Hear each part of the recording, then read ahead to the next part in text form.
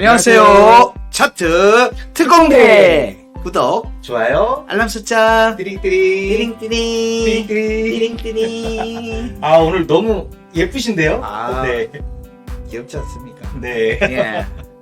연말 분위기 가는 건가요? 크리스마스는 지났고. 예. 네. 이제 곧 연말 되면 네. 또 바람과 같이 사라졌다가 다시 또 나타날 겁니다. 네. 맞습니다. 네. 오늘 차트 특공대 네. 오늘 또 준비하신 내용들이 또 뭐가 있을까요? 올해 연말까지 너무 바쁘게 달려온 것 같아. 네. 아, 근데 어떻게 딱 공교롭게도 오늘이 딱 20번째네요. 네. 연말 딱 마지막인데 20번째입니다. 스물 끝? 아, 왜 그래요? 자, 지- 오늘 질문을 계속 만들 수 있는 거를 자꾸 네. 만들어 주셔야지. 예. 주세요. 저거. 네. 궁금하신 거 있으면 언제든지 그 댓글에다가 남겨주시면 네. 제가 또 잘 이렇게 정리해서 또 한번 질문하면서 또 팁도 많이 좀 얻어내도록 해보겠습니다. 예. 네. 그리고 그 차트 특공대 탱이님이 또 이 질문을 정리하는 게 사실은 쉬운 일이 아니거든요. 예. 우리 좋아요, 사랑해요, 이런 거 확 댓글로 확 달아주고 그래야지 또 기운 바짝바짝 나거든요. 감사합니다. 네. 네. 오늘 차트 특공대 무려 20번째 주제는 바로 달러 인덱스와 비트코인의 관계입니다. 예.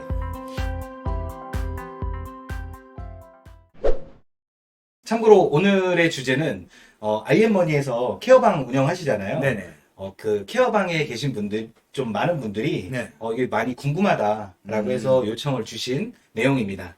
네. 저도 4월에 IM머니의 영상을 처음 보게 됐는데 네. 그때도 이미 달러 인덱스랑 비트코인과 함께 이렇게 비교를 이렇게 하시면서 분석하시는 걸 보고 많이 궁금했는데 네.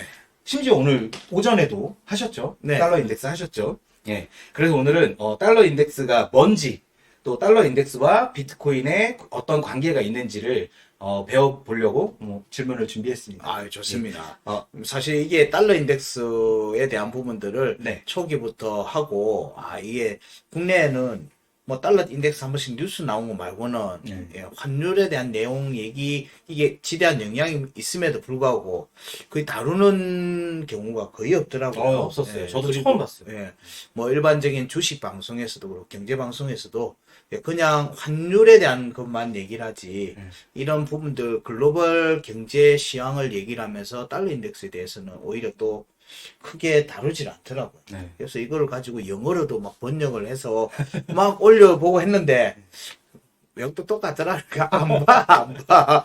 아니, 저도 여담이지만 저도 사실 처음에 그랬어요. 달러 인덱스? 뭐지? 이 사람 뭐야? 저도 그랬거든요. 처음에는. 그랬어? 네. 뭐야? 이거. 근데 이러시면 안 되는데. 이제 한 번 딱 보고서는 이제 자꾸 이제 마음이 이제 가더라고요. 그래서 계속 이제 그다음부터는 IM머니 이 달러 인덱스와 시황 방송을 계속 보면서 열심히 공부했습니다. 급수습하는 것 같은 느낌인데. 시작하겠습니다. 이제 시작하기 네. 전에 우선 이 달러 인덱스의 의미를 제가 한번 찾아봤거든요. 네네. 이건 좀 보고 해야 돼요. 네.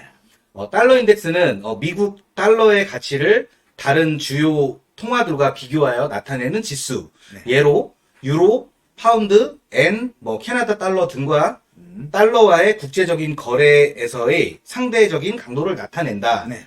달러 인덱스의 수치가 100을 기준으로 높으면 미국 달러가 강세인 것이고 100을 기준으로 낮으면 이제 미국 달러가 약세인 것이다. 라고 이렇게 적혀 있습니다. 네네. 예, 이제부터 달러 인덱스와 비트코인의 관계에 대한 질문을 드려보도록 하겠습니다. 좋습니다. 첫 번째 질문은요. 네. 달러 인덱스가 무엇인지, 제가 방금 말씀은 드렸지만 달러 인덱스가 무엇인지 조금 더 쉽고 그냥 간단하게 좀 설명을 해주신다면. 저희가 이해하고 있는 달러 인덱스는 앞에서 설명했듯이 다른 주요 통화국들, 주로 선진국들이죠. 네. 이런 나라들의 이제 화폐와 가치에서의 상대적인 가치 기준이거든요. 그래서 유로화와 엔화, 주로 거기에서 가장 큰 비중을 차지하는 게 유로하고 엔이거든요. 이 둘의 가치가 올라가게 되면 상대적으로 달러 가치가 떨어지는 거예요. 여기는 절대 가치는 아니에요. 예.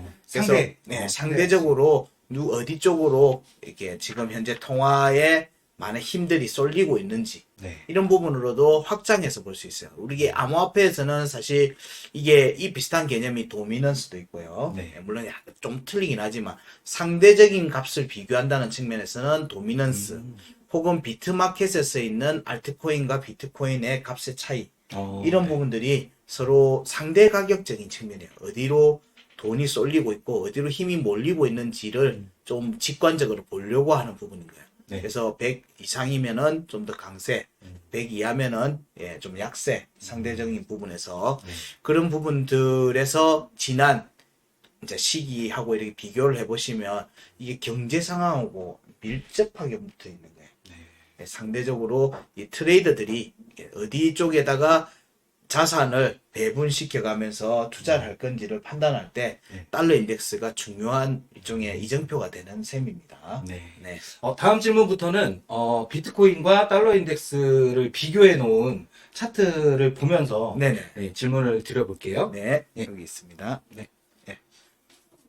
다음 질문은요. IM머니에서 달러 인덱스 차트와 네. 또 비트코인 차트를 같이 이렇게 비교해서 보는 이유는 무엇인가요? 일단은 앞에서 좀 전에 정의했던 것처럼 네. 예, 달러 인덱스 그 자체로는 네. 이제 주요 통화국 간의 네. 경제 정책 혹은 거기에 맞춰서 자산 포트폴리오들이 분배되어 가는 글로벌 투자사들이 네. 중요하게 보는 이정표 역할을 하는 거고요. 이게 이전에는 굳이 안 봐도 됐어요. 특히 네. 이제 환율 정도만 고려하는 정도. 특히나 근데 환율에 대한 부분들이 또 프리미엄이라는 이름으로 많이 들어온 것도 있었으니까 네.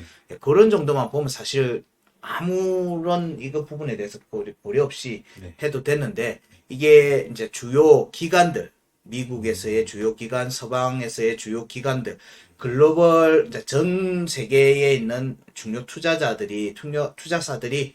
이제 암호화폐, 비트코인에 대한 매매를 이제 적극적으로 하기 시작하고 있지 않습니까?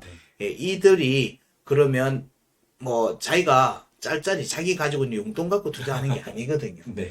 예, 그렇기 때문에 고객들한테 명확한 기준을 주고 예, 이런 부분들에 대해서 이런 유의 포트폴리오의 비중을 좀 더 높여 나간다. 뭐 이런 부분들에 대한 근거가 있어야 되잖아요. 네. 예, 그런 부분들이 있기 때문에 이들의 투자사들이 투자를 정책을 펼쳐 나가는 데 있어 갖고 중요한 지표 역할을 하는 게 달러 인덱스라고 아까 얘기를 했고 네. 했으니까 당연히 여기에서 자산 운용사들이나 이런 글로벌 투자사들의 이제 방향성을 좀 더 살펴볼 수 있겠죠. 네. 예, 이런 부분들 사실 모든 트레이딩 관련돼 있는 부분에서 가장 레버리지가 높고 이제 단위 비용이 굉장히 많이 들어간 게 사실 외환 쪽이거든요. 네. 그 외환이 거의 외환 FX가 거의 끝판왕급이에요. 네. 예, 국가의 개입을 받는 곳이기도 하니까. 그래서 이들의 움직임들, 그러니까 여기에는 환율이라는 요소도 같이 포함이 되고, 네. 각국의 경제 정책적인 요소에 의해서 이게 환율의 움직임을 만들어내는 것과 이어지기 때문에 여러 경제 상황들이 요 안에 그냥 다 녹아있는 부분이라고 보는 겁니다. 이 움직임에서 이제 비트코인의 움직임들을 주요하게 볼 때 이게 사실 안전자산이라는 요소가 달러에는 좀 있어요. 네. 심리적으로. 네. 이게 좀 역설적이긴 해요. 이게 기축통화기 때문에 기축통화여서 사실은 거의 무제한 반영을 하고 있는 셈이거든요. 예. 그렇게 보면 사실 가치가 떨어져야 돼요. 네. 가치가 떨어져야 되는데 이 기축통화로서의 지위 유지와 예, 그들이 가지고 있는 군사력, 뭐 여러 글로벌 경제에서 미치는 영향력을 봤을 때 달러로 주로 결제가 이루어지기 때문에 달러를 최종적으로는 항상 확보를 해야 되는 문제가 있는 겁니다. 예, 그래서 투자사들이나 이런 부분들을 볼 때는 이 달러를 어떤 문제가 생 경제 상황이 좀 안 좋다든가 이렇게 되면 달러를 갚아야 되는 상황이 되는 거예요. 요번에처럼 22년도처럼 금리를 올리는 문제가 생기거나 예를 들면 이거를 달러를 빌렸던 달러를 갚아야 되거든요. 네. 예, 제일 사람들이 잘 많이 착각하는 게 투자사들이 자기들의 돈으로 투자할 거라고 생각을 합니다. 그 회사의 돈, 네. 고객의 돈으로만 투자할 거라고 생각을 하는데 네. 그렇지가 않거든요. 예, 대출을 받는 거예요. 달러로 대출을 받아서 네. 그런 자금들을 활용한 부분들을 계속 금융기관에서 대출을 받고 하죠. 우리 기업들이 기업 뭐 어떤 사업을 펼쳐놨는데 네. 기업 내부의 유보금으로만 사업을 펼치기에는 안 되거든요. 네. 그럼 대출을 받듯이 이들도 똑같이 그런 작업들을 하는 거예요. 그러니까 그런 금리와 그런 경제 사정 여러 가지를 보는 달러 인덱스와 달러 가치의 움직임이 만약에 그러니까 좀 경제 상황이 안 좋아진다. 네. 그러면 달러를 좀 모아놔야 될 거 아니에요. 네. 예치해야 되잖아요. 네. 대출도 갚아야 되고. 네. 그러면 기존에 가지고 있는 위험 자산들을 팔기 시작하면서 달러로 옮겨오는 거예요. 아. 옮겨오기 때문에 네. 이런 달러 인덱스의 가치가 이렇게 같이 또 막 올라가요. 달러를 사니까. 네. 예, 막 사서 넣어버리니까 네. 달러의 가치는 올라가면은 위험 자산들에서는 조정이 나요. 그런 부분들. 그래서 또 달러 유동성이 공급이 많이 돼서 달러를 많이 푼다. 금리가 낮아지면서 야 많이 가져다 써. 네. 라고 하면 이걸 가지고 또 투자를 막 할 거잖아. 아. 이 투자를 하면서 또 위험 자산들, 증시나 뭐 암호화폐나 또 부동산이나 이런 데 투자를 막 하게 되니까 이런 부분들이 또 가치가 쑥 올라가는 부분인 거예요. 이런 부분들을 달러 캐리, 엔화도 마이너스 금리라서 네. 엔 캐리 뭐 이런 부분들인데 실제로 우리나라의 기관들의 투자 자금들이 많은 부분들이 달러 캐리, 엔 캐리가 많죠. 그게 이제 뉴스에는 이제 단기 네. 외환에 대한 단기 차익, 논, 뭐 이런 식으로 표현을 하긴 합니다. 네. 그런 게 지금 이게 거미줄처럼 막 엮여 있는 거예요. 예, 그런 관계들 때문에 달러 인덱스하고 비트코인 같은 위험 자산들이 서로 역관계를 가지고 네. 역관계를 가지니까 예, 비트가 애매하다고 판단될 때는 달러 인덱스가 상승 중이면은 비트가 좀 떨어질 가능성이 높네라고 판단할 수도 있기 때문에 예, 살펴보려고 하는 이제 기준점을 하나 더 보는 거죠. 네. 우리가 보는 거는 그렇게 이해하시면서 보시면 돼요. 그러면 혹시 다음 질문인데요. 달러 인덱스의 상승과 하락은 환율에도 당연히 영향을 당연히 영향을 미치는 겁니다. 예, 이게 상대적인 가격이지만 예, 원화 달러 가치가 올라간다는 얘기니까 네. 예, 다른 이제 미국 달러와 그 외의 통화의 네. 상대 가격이니까 네. 이게 이제 엔화, 뭐 유로화 대비 그 달러가 강하다면은 당연히 우리나라 원화에 대해서도 세겠죠. 네. 네. 그게 당연히 환율에도 영향을 미치는 겁니다. 다음 질문 드려보겠습니다. 네네. 환율 그러면 이제 환율이 세계 경제에 미치는 영향과 네. 또 비트코인의 상승 하락과도 연관을 지어서 또 볼 수가 있는 거. 그렇죠. 아까 좀 전에 설명했던 것처럼 네. 대부분의 기관들이나 뭐 우리 개인들도 마찬가지죠. 항상 돈을 막 몇천만 원씩 현금으로 캐시를 꽂아놓고 있는 게 아니잖아요. 예, 우리가 필요한 자금들은 뭐 담보를 맡겨서 대출을 아파트를 막 가든 집이든 뭔가를 담보를 하고 대출을 받지 않습니까? 네. 그런 거하고 똑같은 거. 개인도 그렇게 하는 것처럼 역시 기관들이나 회사들도 마찬가지고 국가 단위에서도 말 그대로 그런 차입이 이루어지는 거죠. 네. 예, 그런 부분들이 자 금리가 저렇게 환율이 낮아지면 네. 자 금리가 같이 떨어지는 거예요. 네. 그러니까 지금처럼 올라왔다가 이제 내려가면서 예, 달러 인덱스의 가치가 내려가면서 뭐 혹은 이게 선우가 좀 있어요. 네. 예, 금리도 같이 내려가게 되니까 네. 이걸 많이 풀어라는 얘기예요. 많이 푼다는 얘기가 되니까 이거는 유동성의 공급이라는 측면이 되는 거예요. 대출을 좀 더 낮은 금리로 받을 수 있으니까 네. 내가 가지고 있는 돈에다가 좀 더 많은 대출금을 같이 가지고 투자를 해서 이 가치를 뻥튀기를 하든지 뭐 수익을 내고 네. 이런 부분들이 이제 이 돈이 이렇게 불어나는 현상들. 네. 그러면서 달러가 가지고 있는 요소가 구매력이 낮아지는 요소가 나오니까 이제 물건값이 올라가죠. 네. 이게 또 인플레이션으로 연결되는 거예요. 이런 부분들이 서로 이렇게 시소 게임처럼 왔다 갔다 하는 과정이기 때문에 네. 예, 부분들을 지속적으로 이게 영향을 유동성이라는 측면을 본다면 네. 우리가 기대하는 바는 달러 인덱스의 하락이 되겠죠. 네. 달러의 하락으로 금리의 하락으로 인해서 네. 유동성이 좀 더 늘어날 수 있는 형태로 가는 게 위험 자산, 암호화폐는 여전히 위험 자산이거든요. 네. 예, 그런 부분들에서는 투자할 때 훨씬 더 좀 더 좋은 조건이 될 수 있겠죠. 유동성이라는 건 돈이 움직이는 거 그렇죠. 말씀하시는 거죠? 예. 네. 뭐 이렇게 금리가 높아지면 내가 가지고 있는 1,000만 원까지밖에 안 되는데 네. 예, 지금 만약에 금리가 한 1%대다 그러면은 대출 다 대출. 담보하고 한 1억을 땡겨가지고 네. 그걸로 투자를 하면은 네. 더 많은 똑같은 10% 20%를 하더라도 어. 예, 수익금이 확 커지잖아요. 네. 똑같은 걸 하고 있는 겁니다. 네. 덩치만 클 뿐이지 네. 걔들도 똑같은 짓을 하고 있는 겁니다. 예. 그러면 좀 차트를 보시면서 네네. 조금 그러니까 어떤 게 달러 인덱스고 이거를 조금 올라가고 내려가고 이런 거를 좀 설명을 좀 해주실 수가 있으실까요? 그럴까요? 예. 자, 이 차트를 보시면 여기 색깔은 빨간색이 비트코인입니다. 네. 예, 빨간색이 주봉으로 지금 해놨고요. 한눈에 보기 위해서. 네. 예, 지금 파란 색깔은 달러 인덱스입니다.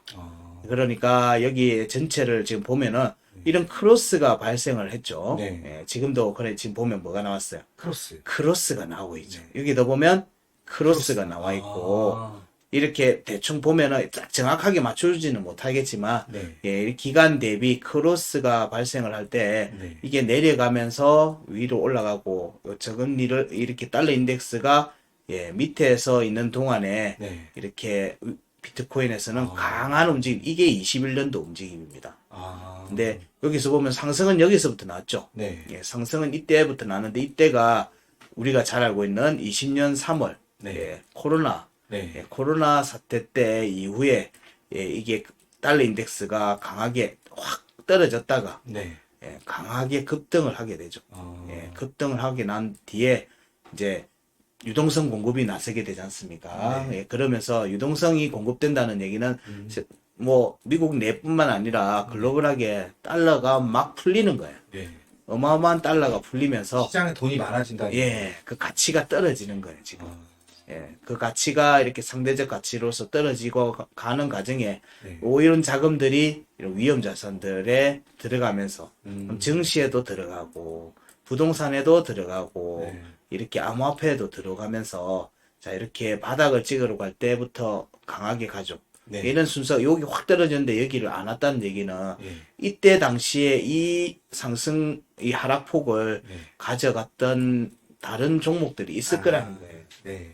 뭐는 이렇게 보면 그렇죠. 하반에 후반기에부터 네. 이렇게 하락 구간의 후반기에부터 암호화폐가 이제 관심을 받게 되는 거예요. 네. 사실상 건물인 거예요. 아. 그래서 아무리 뭐 시장에서 뭐 우리가 비트코인이든 암호화폐가 굉장히 뭐 다음 시대를 위한 준비다 뭐 이렇게 얘기를 우리는 그렇게 보는데 네. 시장에서 돈의 움직임에서는 건물에 들어온다는 거예요. 그걸 알고 보셔야지 경제 상황이나 이런 부분들을 살필 때 좀 네. 도움이 되는 부분들이 있겠죠. 예, 그런 부분들에서 여기서도 이제 하락이 나오면서 올라오고 있죠. 네. 예, 사실은 이때부터 이미 금리가 뭐 여기에서부터 21년도 네. 저점을 찍고 네. 이렇게 반등세가 나올 때 제가 이때 그런 거예요. 이상합니다. 아. 100포인트가 넘어갈 것 같은데 네. 여기를 넘어서는 움직임이 나올 것 같은데 이렇게 보면 네. 저점이 쭉 올라가고 있잖아요. 네. 네. 이런 저점들이 쭉 이어졌을 때 이런 움직임을 예상한 거예요. 여기서. 네. 그래서 이게 왜 이렇게 되죠? 라고 했을 때 일반적인 주식 했던 사람들도 이 케이스를 잘 이해를 못 하는 거예요. 여전히 이런 경험을 해보지를 않았기 때문에 예, 그 부분에 대해서 왜냐하면 이렇게 100이라고 하는 부분들의 상대 가치에 이렇게 반전이 나오거든요. 근데 100이 넘어갈 것 같은데 네. 이게 무슨 상황이냐 라고 했을 때 아무도 대답해 주는 사람이 없더라고요. 근데 차트적으로는 100이 넘어가는 거를 언제 확인했냐면 이때 확인한 거예요. 이때 그걸 확인했기 때문에 연말 때 이거 넘어갈 것 같습니다. 네. 라는 부분들 이제 언급 드리면은 여기에 맞춰서 이제 금리 부분이나 이런 부분들이 있기 때문에 여기도 하락 쪽으로 잡힐 걸로 얘기를 했던 부분이기도 하고요. 지금은 보게 되면 금리가 이제 달러 인덱스가 최고치를 찍었죠. 네. 예, 최고치를 찍고 달러도 네. 비트코인도 최저 구간까지 갔고 근데 이게 딱 정확하지 않죠. 네. 예, 약간 시차가 있는 겁니다. 네. 예, 그런 부분들에서 자, 움직임이 이렇게 맞춰가고 있는 과정에서 다시 지금 크로스 되고 있는 중이죠. 이렇게 다시 크로스 되고 있는 중입니다. 이게 그러니까 바로 이어서 이렇게 갈지 네. 예, 이런 크로스 난다고 반드시 되는 건 아니거든. 이렇게 될 수도 있는 거예요. 네. 이렇게 될 수도 있는 거거든요. 네. 그러면 얘가 다시 한 번 더 반등이 나오고 네. 다시 조정이 갔다가 또 다시 반등. 크로스 나올 수도 있는 거죠. 네. 예, 지금 여기에 크로스가 될 수 있는 상황에 현재 와 있다. 네. 예, 그 구간까지는 와 있어서 예, 이제부터는 그 변화의 추세가 완전히 또 위험 자산들로 확 쏠리느냐 뭐 이런 부분들을 이해하고 지금 나오는 이제 글로벌 뭐 미 증시나 뭐 증권 우리나라도 마찬가지죠. 뭐 그런 부분들 그리고 뭐 암호화폐 관련해서 2024년, 2025년 움직임이 굉장히 핫할 거다라고 얘기하는 내용들하고가 사실 거의 뭐 맥을 같이 하는 모습이 되는 겁니다. 그렇게 이해하시면 돼요. 이렇게 차트로만 봐도 뭐 굳이 따로 설명이 필요 없어도 될 만큼 딱 네. 역상관관계라는 게 눈에 그냥 한눈에 확 보이는 것 같아요. 네네. 네. 다음 질문 한번 드려보겠습니다. 이거는 좀 재미있는 좀 궁금했던 질문인데 네.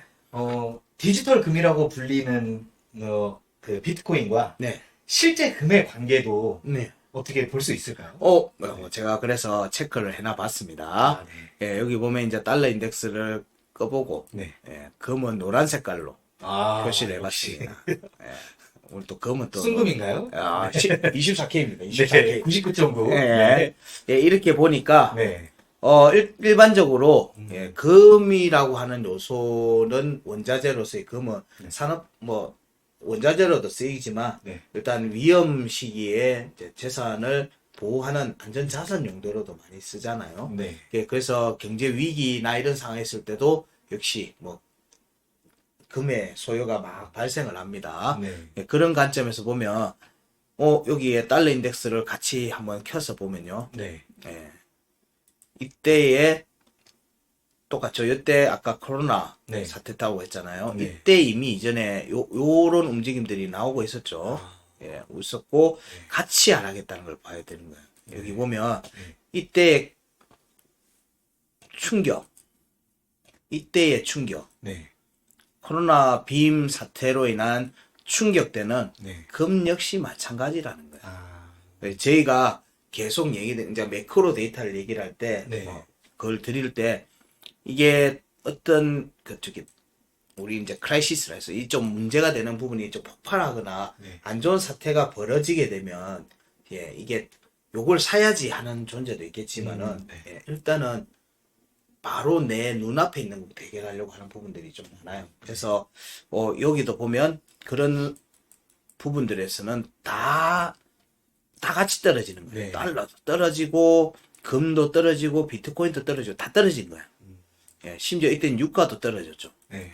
유가도 엄청 떨어지고 마이너스 갔었어요. 네. 예, 그런 게 뉴스가 한참 됐죠. 네. 예, 이 마이너스가 말이 되냐라고 하는 내용을 그리고 난 다음에 찐 반등이 나오기 시작한 거예요. 예, 이게 2006년 금융위기 때도 비슷한 거예요. 금융위기 때도 비슷한 움직임이 나왔던 거거든요. 예, 그런 부분들이 있었기 때문에 이런 움직임에 한번 데미지를 맞고 나면은 그 다음에는 그 부분들에 대한 시세 분출들이 이제 강하게 전개되는 부분들이 있는 거예요. 여기도 이제 요까지 요것도 바짝 솟아올랐다가 이제 꺾여 나가는 거죠. 정책 금리들 막 바뀌고 이제 달러도 풀고 뭐 이렇게 하면서 꺾였고 여기도 보니까 여기가 고점이죠. 네. 여기 이때 고점인 거예요. 그리고 내려오기 시작했고 이때 또 저점 내렸을 때는 이제 사람들 심리가 불안한 거예요. 또 너무 강한 거니까 이제 여기의 움직임들과 이제 여기서 비트코인은 여기서 이미 이제 올라오는 달러에서 움직임이 보이지만은 이때 금은 여전히 유지를 하고 있죠. 금은 그래서 금이 여전히 아직은 비트코인보다는 수요가 더 많다. 수요가 더 많다라고도 볼 수 있는 거예요. 안 내려왔잖아요. 비트코인 가격만 이 움직임만큼은 폭이 안 나왔잖아요. 네.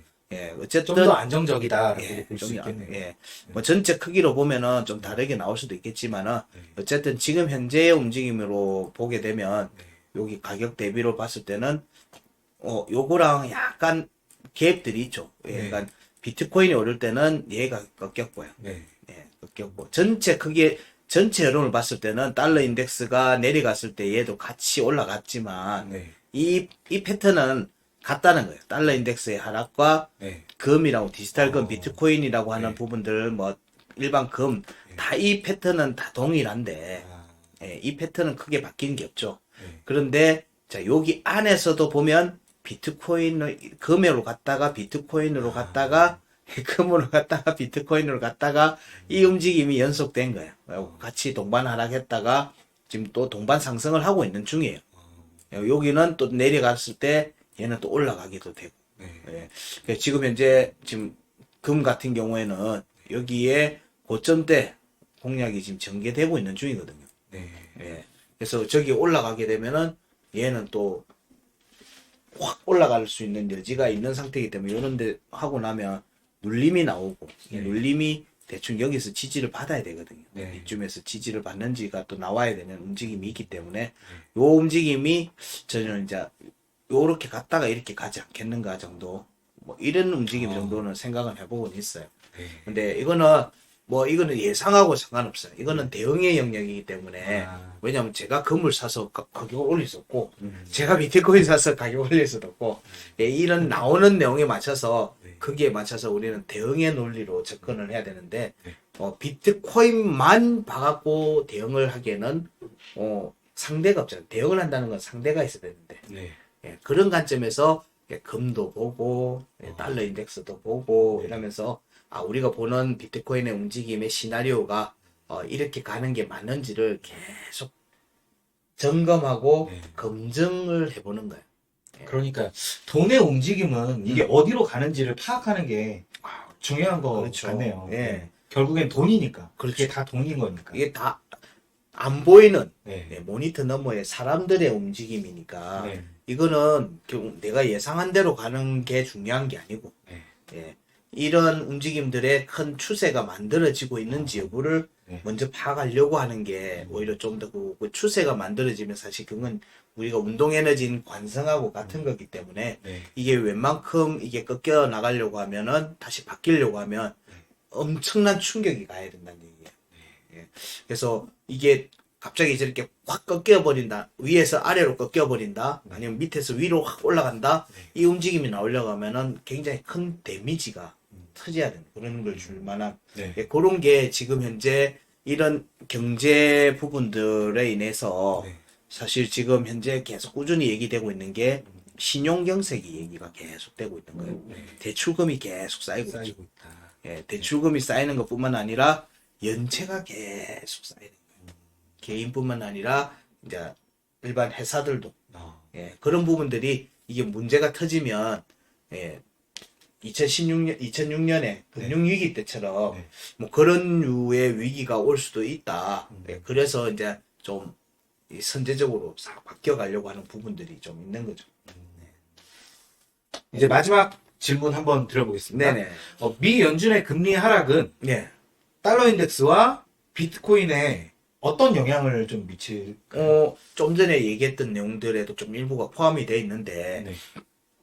지금 일단은 금리를, 예, 이런 인상하는 사이클은 끝냈다라고 보고 있잖아요. 네. 예, 지금 이제 파월 의장의 이제 발표로 인해서, 네. 예, 대충, 인상 사이클은 끝났고, 지금 몇 번째 동결이니까요. 네, 예. 인하 쪽으로 갈 개연성을 좀 더 얘기를 주고 있는 상태니까, 네. 그럼 인하가 된다는 얘기는, 예, 아까 말했듯이 유동성이 공급이 돼야 되는 상황이 되는 거죠. 네. 유동성을 풀겠다는 상황으로 가는 건데, 그럼 유동성이 풀려고 하면, 뭔가 뭐는 힘든 사람이 있다는 얘기죠. 네. 이때처럼 같은 거예요. 어. 돈을 나눠주려고 하면, 네. 예, 명분이 그냥, 있어야 되니까. 그렇죠. 네. 명분이 있어야 되는 거예요. 그러면은 이런 유동성을 공급해 줄 만한 뭔가가, 예, 이벤트가 있다는 걸로 보는 거예요. 이게 지금 연준 측에서는 보고 있는 게 미국 이제 투자 분석하는 데서는 이게 2006년 우리 이제 2006년에서 2008년에 금융 위기 때 네. 글로벌 금융 위기 때 네. 예, 이때에 준하는 예, 움직임의 데미지가 쌓일 수가 있다. 왜냐면 풀린 돈이 어마어마하거든요. 네. 유동성이. 거기에 대비했을 때 이게 많이 들어왔냐면 또 많이 들어오지도 않은 거예요. 왜냐하면 이 경제의 흐름들이 보면은 부동산이 완전히 안 꺾였거든요. 네. 예, 여전히 예, 아직 가격적인 부분에서 완전히 이렇게 조정이 나온 게 아니다 보니까 예, 그러면은 이 돈이 완전히 흡수가 안 된 거예요. 시장에 여전히 아직은 있고 있는데 이 부분들의 상황에서 지금 유동성이 새로 공급을 하지 않으면 지금 글로벌 부분에서 이 구간을 넘어가기 또 힘든 상황이 발생할 수 있겠다라고 판단하에 좀 선제적으로 접근하고 있는 케이스도 있다고 보는 거예요. 그래서 고금리 기조를 유지하지 않고 이제 데이터가 계속 꺾이고 있으니까 그래서 그런 부분들에서 금리 인하라는 얘기는 결국에는 유동성의 공급의 문제로 얘기를 보면 되는 거고요. 이 부분은 결국에는 또 인플레이션을 자극하는 요소가 되겠죠. 예. 그러니까 이게 쳇바퀴에 어쩔 수 없어요. 계속 이 쳇바퀴를 도는 거야. 금리를 내리면 유동성 공급 때문에 인플레가 올라가니까 다시 금리를 그래서 금리를 올리는 거는 저 다음번에 사이클에서도 내가 금리를 내릴 수 있는 무기인 거예요. 그 무기를 경제 상황이 좀 좋아졌을 때 이걸 올려놓지 못하면 경제 어려워졌을 때 금리를 낮추는 정책적인 요소를 펼칠 수 있는 무기가 없는 거예요. 그래서 이것 때문에 곤욕을 계속 치르고 있는 나라가 우리 바로 옆 나라죠. 일본인 거예요. 제로 금리를 만들어 놓고 나니까 더 이상 낮출 수가 없는 거야. 뭔가 대책을 할 수 있는 요소가 없어지는 거하고 똑같은 현상이 펼쳐지기 때문에 금리 인하를 하게 되면 유동성 공급이 되면은 전반적으로 위험 자산들에서는 큰 랠리가 나오겠죠. 큰 랠리가 나올 수 있습니다. 상승의 움직임이 나올 개연성이 아주 크다고 보는 거예요. 근데 이 움직임이 나오기 전에 우리가 차트를 보면 보통의 이제 이런 거와 똑같은 거예요. 상승이 나오려고 하면 이런 꼴짜기가 나오는 거예요. 이걸로 해서 아니 이걸로 해서 그냥 이렇게 쭉 가면 되는데 어차피 이거 가잖아. 가면 되는데 이런 움직임을 만드는 이유들이 있다는 거예요. 조정을 받고 눌러주고 얘가 찐 움직임이 나오기 때문에 여기도 그렇게 나왔고 또 조정이 나오거나 이렇게 나왔기 때문에 이 움직임이 나올 수 있는 거예요. 이런 모습이 나왔기 때문에 여기를 갈 수가 있는 거고. 그러면 여기에서 비트코인이 추가 상승을 하려고 하면 여기 오른 거의 절반 정도까지는 또 내려왔다가 올라갈 수 있는 거예요. 요거를 염두에 두고 우리는 좀 시장의 움직임들을 살펴보는 거예요. 저는 이제 조정의 폭이 나올 때 전반적으로 이런 큰 이벤트가 안 나오면 다행이고요. 이런 큰 이벤트가 안 나오면은 다 모든 게 떨어지던 금리 인하를 하기 전에 보면 그런 사태가 벌어지면서 금리 인하라고 하는 선택을 하게 되니까 그 이벤트가 나오기 전에 지금 사전 대응을 하는 것에 대한 내용이 얘기 나오는 거고 어쨌든 저렇게 되면은 지금 경제 사정이 어렵다라는 내용들에 준하는 부분이기 때문에 전반적인 자산의 가격은 나오지 않겠는가 정도의 생각은 하고 있는 겁니다. 어쨌든 그 이후에는 찐 상승으로서의 큰 랠리를 예상하고 있는 겁니다. 우리가 원하는 1억을 그때는 볼 수 있겠죠. 그 부분 전까지 우리가 최대한 할 수 있는 거를 지금 하고 있다. 그 정도로 생각합니다. 오늘 진짜 달러 인덱스가 좀 저도 어렵게 좀 생각하고 왔는데 좀 생각보다는 그래도 설명이 좋으셔서 오 천재인데. 설명이 좋으셔서 생각보다는 조금 더 쉽게 좀 이해가 좀 되는 것 같아요. 그래요? 집에 가서 또 한 10번 정도 이상 봐야죠. 좋습니다. 그러면 이제 또 더 많이 이해가 되고 제일 중요한 거는 비트코인과 뭐 달러 인덱스의 관계를 왜 보냐고 이렇게 생각하는 분들도 많고 저도 그렇게 생각했는데 안 보면 안 되는 것 같은. 그러니까 안 보면 더 좋은 나한테 더 훨씬 힘이 되는 그런 무기를 또 하나 더 가질 수 있다라는 중독이 됐네 달러 인덱스에. 제가 4월부터 중독이 됐습니다. 그런 것 같아서 저도 영상이 올라오면 몇 번이고 돌려보면서 열심히 또 공부해야 되겠다는 생각이. 이게 비트코인만 봤을 때는 사실은 단방향의 관점으로 보다 보면 좀 헷갈릴 때가 있어.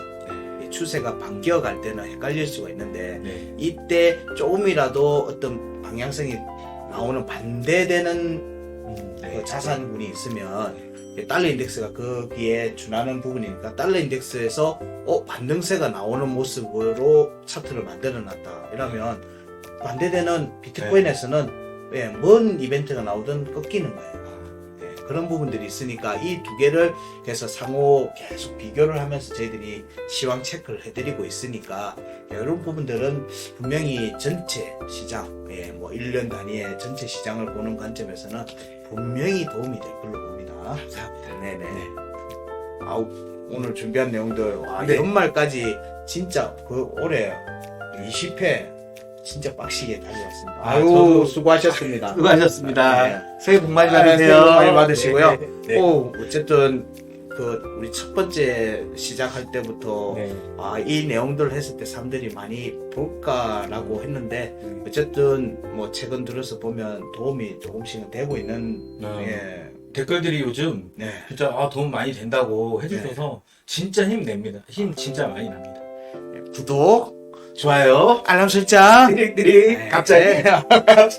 많이 해주셔야 돼요. 네. 뭐 옆에도 좀 많이 알려주시고 이런 내용들 또 강의를 들으셨던 분, 또 듣지 못하셨던 분들 이렇게 여러 내용들에 노출이 되고 있으면 분명히 도움이 될 걸로 봅니다. 네. 그리고 또 한 가지 더 아이엠머니께서 네. 또 처음에 저도 배우러 왔는데 이렇게 이렇게 또 너 한번 이렇게 한번 해보시지 않을래요? 라고 또 기회를 주셔서 진짜 옆에서 또 더 많이 배우고 또 잘 배웠습니다. 감사합니다. 감사합니다. 내년에도 잘 부탁드리겠습니다. 내년에 아이언머니에 좀 더 뭐 원하는 내용들이 있습니까? 내년에 지금 이제 뭐 저희 케어방 또 이제 네. 뭐 이렇게 많이 이제 인원해갖고 이제 좀 있으면 닫힌다 그랬어요. 그런데 이제 거기에 또 이제 또 케어방에 좀 더 집중 뭐 해주신다고 했는데 뭐 저도 뭐 케어방 안에서 또 열심히 또 더 잘 배우고 네. 또 케어방에서 아이엠머니에서 이렇게 운영 이렇게 하시면서 또 하고자 하는 일들 또 뭐든지 다 잘 되기를 좀 바라겠습니다. 그리고 뭐 대표님 이하 뭐 다른 뭐 이사님들 또 이슈맨 또 이제 김 이사님도 건강이 최우선시 됐으면 좋겠습니다. 아유, 네. 감사합니다. 덕담까지 고맙습니다. 자, 올해 다들 뭐 이렇게 열심히 달려주신다고 고생하셨고요. 저희들은 또 내년 1월 달에 첫 주에 또 특공대로 또 뵐 겁니다. 그때도 좋은 내용으로 또 찾아뵙고 또 2024년에도 좋은 내용으로 계속 업그레이드를 할 테니까 여러분들도 꾸준히 저희들과 함께 하시기를 기대하고요. 새해 복 많이 받으십시오. 새해 복 많이 받으세요.